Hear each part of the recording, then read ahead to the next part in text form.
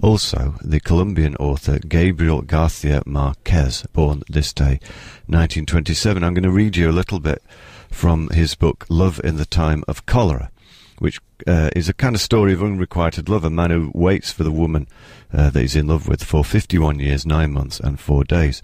Then her husband dies and he can move in. Anyway, I hope I haven't spoiled the story for you now. This is a story about that woman's husband whilst he's very much still alive, Dr. Urbino. Here we go. Dr. Urbino was not in a good mood when he returned home that morning before 10 o'clock, shaken by 2 visits that not only had obliged him to miss Pentecost Mass, but also threatened to change him at an age when everything had seemed complete. He wanted a short siesta until it was time for Dr. Lacides Oliveira's gala luncheon, but he found the servants in an uproar as they attempted to catch his parrot, who had flown to the highest branches of the mango tree when they took him from his cage to clip his wings. He was a deep-plumed maniacal parrot, who did not speak when asked to, but only when it was least expected, but then he did so with a clarity and rationality that were uncommon amongst human beings. He had been tutored by Dr. Urbino himself, which afforded him privileges that no one else in the family ever had, not even the children when they were very young. He had lived in the house for over 20 years, and no one knew how many years he had been alive before then.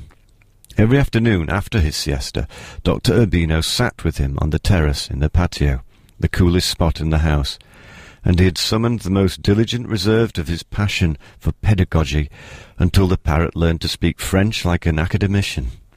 Then, just for love of the labour, he taught him the Latin accompaniment to the Mass, and selected passages from the Gospel according to St. Matthew. And he tried without success to inculcate in him a working notion of the 4 arithmetic functions. On one of his last trips to Europe, he brought back the first phonograph with a trumpet speaker, along with many of the latest popular records, as well as those by his favourite classical composers.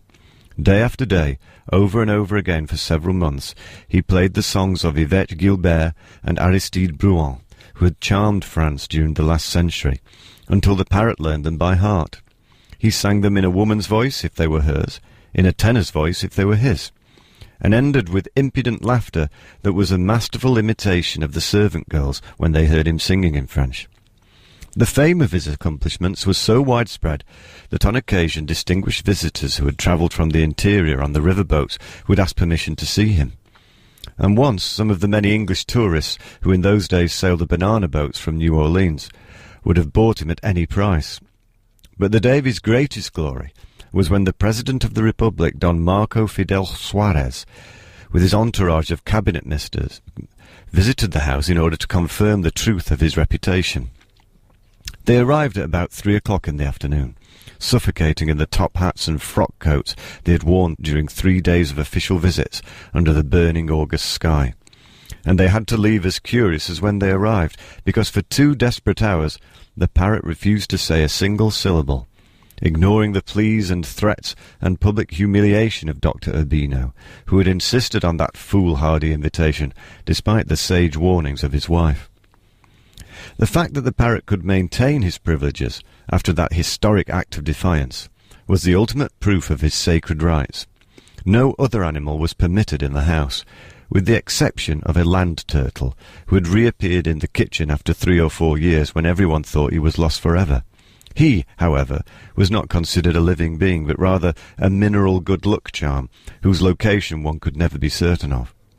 Dr. Urbino was reluctant to confess his hatred of animals, which he disguised with all kinds of scientific inventions and philosophical pretexts that convinced many, but not his wife. He said that people who loved them to excess were capable of the worst cruelties towards human beings. He said that dogs were not loyal, but servile, that cats were opportunists and traitors, that peacocks were heralds of death, that macaws were simply decorative annoyances, that rabbits fomented greed, that monkeys carried the fever of lust, and that roosters were damned because they had been complicit in the 3 denials of Christ.